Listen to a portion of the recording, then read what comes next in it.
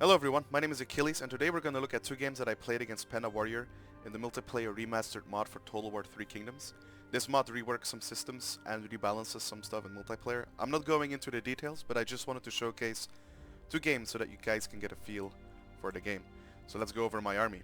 I have two Zhongnu Cataphracts, two Militia of Virtue on the flanks, three Watchmen of the Peace in the center. I've got two Infantry of Jing, one G Militia, and two Yellow Dragons. My generals are Sima Yi, Sima Ying, and He Yi, which are also the three generals available in the mod. For Panda Warrior, we have some White Wave Horsemen on the flanks. He's going completely Yellow Turban on me, with Guardians of the Land, Yellow Turban Horsemen, some Peasant Warriors on both flanks, also some White Wave Horsemen here, some Guardians of the Land here, and some Yellow Turban Horsemen here. In the center he has three Watchmen of the Peace, two Peasant Spearmen, and then three Scholar Warriors. Probably the best melee unit for the Yellow Turbans. In the back he has some Chanters, and the Chanters have an interesting ability or attribute called Sacred Chants. It's like a passive buff, and it gives you more base damage, more armor piercing damage, and also more armor. So without further ado, let's get into it. So Panda deployed with one cavalry on the left right here, Vanguard deployed, and he's going to move forward with his main army. Well, we both are. My plan is to play aggressive because I don't have a lot of skirmishers and I kind of have really good infantry. These Yellow Dragons are really good. They have an insane charge bonus, they have decent missile block chance, and as you can see we reworked the missile block chance right here. It is much less across the board, and you can also notice that the range is also less. So crossbows usually have 200 range now instead of the 250.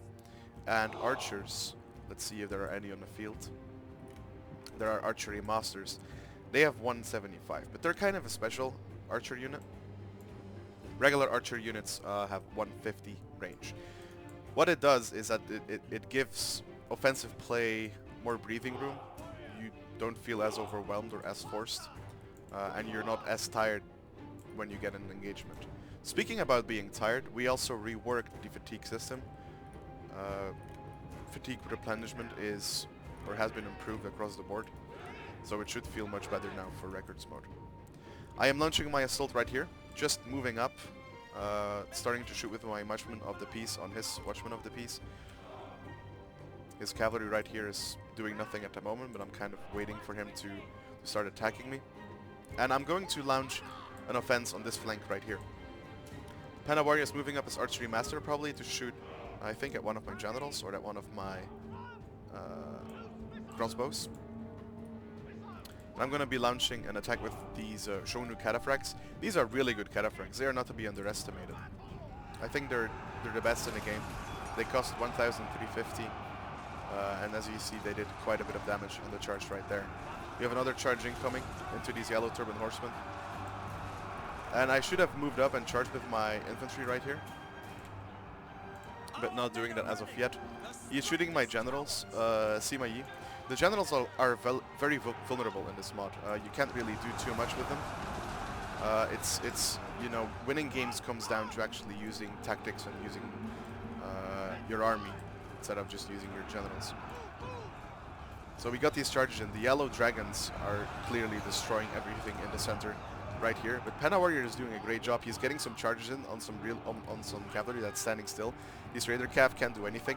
The Guardians of the Land were in support against the Zhongnu Cav, and so now I'm forced to actually commit my generals into White Wave Horsemen, which is going to be really bad for my generals, as they are very vulnerable and are probably going to die to that.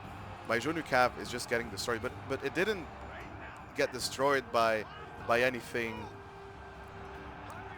that is not really reasonable. Like there was no OP general or like not a crazy ability or anything. It just routed because I misplayed and it got stuck into spears and the like. I clean up this cav over here, so I'm trying to flank. But right now my center. The problem is that my center is holding up. The Panda Warrior has these two strong units on my side. Also has a cavalry unit running my skirmishers down. So basically I misplayed really badly. on my part. And Penna just played really well. He was able to outflank me, also catch me off guard on some units. And all I can do now is try to maybe, you know, free up this flank, free this unit, and then rely on my yellow dragons to win the game for me. He's gonna charge into my yellow dragons, and the yellow dragons, as good as they are, they will die to basically any cavalry charge. They're light axe. They don't really have a lot of resistance against these charges. So yeah, my cavalry routes, my yellow dragons are gone. Penna is cleaning up everything right here with his cavalry. So that's a GG. So I basically got, you know, completely destroyed there. But it's not like I got destroyed by anything that is unreasonable. As you can see by looking at the kills, the crossbows did alright. My yellow dragons, you know, they cost a lot. They are really good, but they also got a ton of kills. I misplayed my cataphracts, so there are not a lot of kills on them, and basically that lost me the game because they're really, really expensive. Penna Warrior played really well with his cavalry.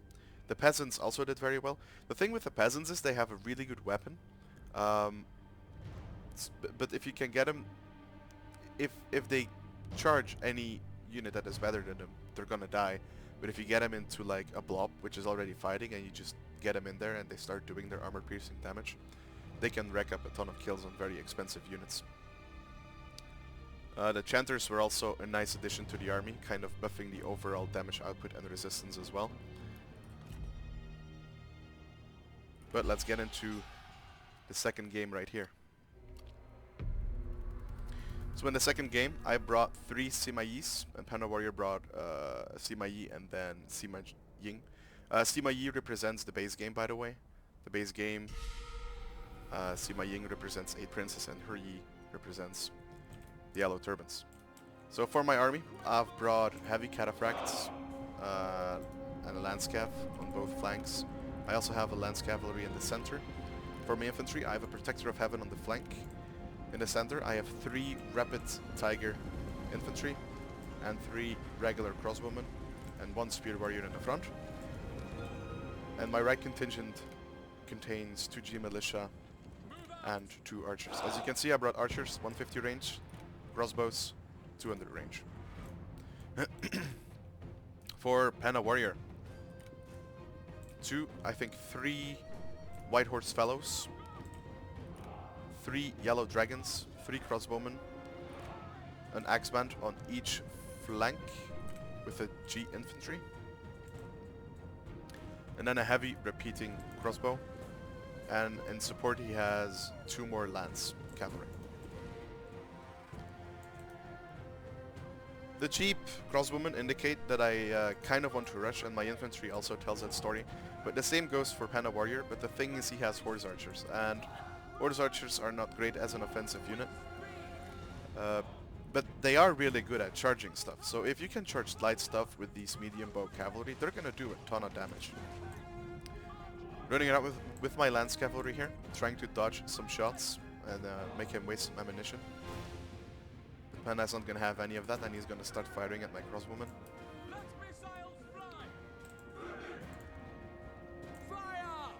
And these crossbowmen, they actually do suffer some casualties, and it will support them in a long skirmish fight. But I'm not taking the long skirmish fight because I'm charging ahead. He has this kind of elevated position right here. He's going into formations with his yellow dragons so that they don't take any damage from arrows, even considering their 50% range block chance. It goes up to 95. So they're kind of immune to ranged fire right now. I have the skirmish advantage, so I am gonna play this really aggressively. Gonna move up with my archers as well. Gonna protect myself against these White Horse Fellows. And I'm kind of setting myself up for an attack right now. And now Penna is just, you know, trying to shoot me from all sides with his Horse Archers, and he's trying to hold up in the center with his crossbowmen. And his crossbowmen are winning the fight because I'm not focusing his crossbowmen with my archers right here.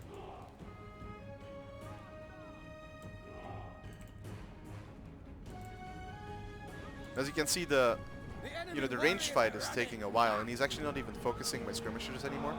He's focusing my rapid tiger infantry.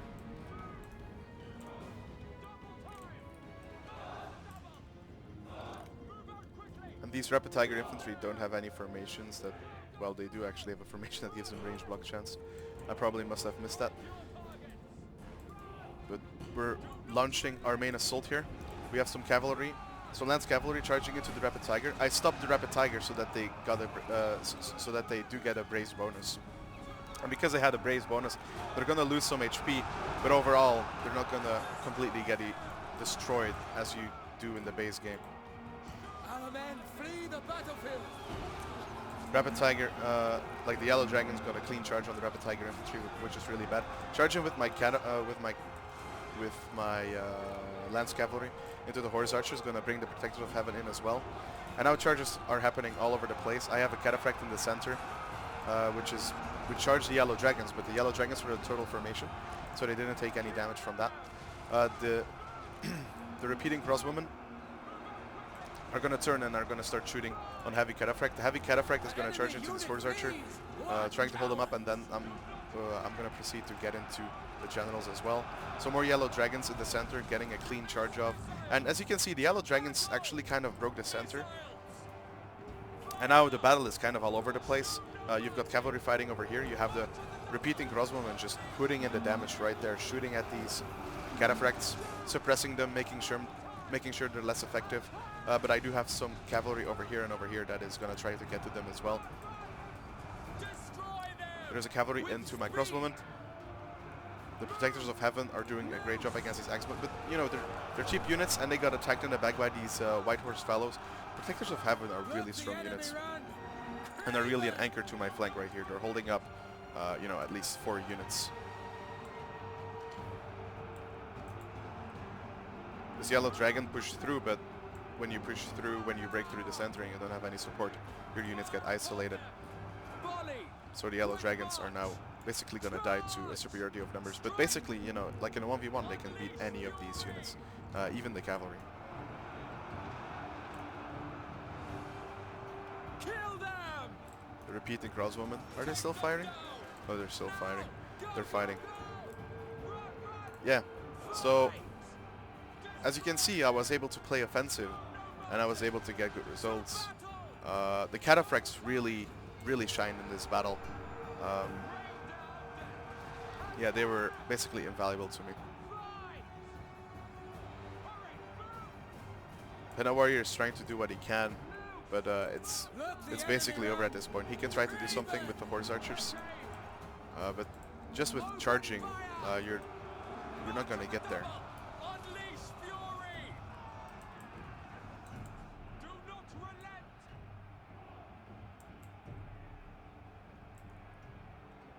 There are no crazy generals or anything in this mod. This battle was just, yeah, like you pick your army, you create a decent army, you have some tactics, and you can win a game. You don't need to rely on generals, you don't need to rely on crazy buffs. It's kind of a sort of, you can compare it with a legatus from Rome 2. The generals are basically the legatus, and then you have units that fight the battle for you, and not the generals that fight the battle for you. So yeah, those were the 2 games. I think the mod gives you a very different feel, and I think it's for the better. And we'll be updating it consistently.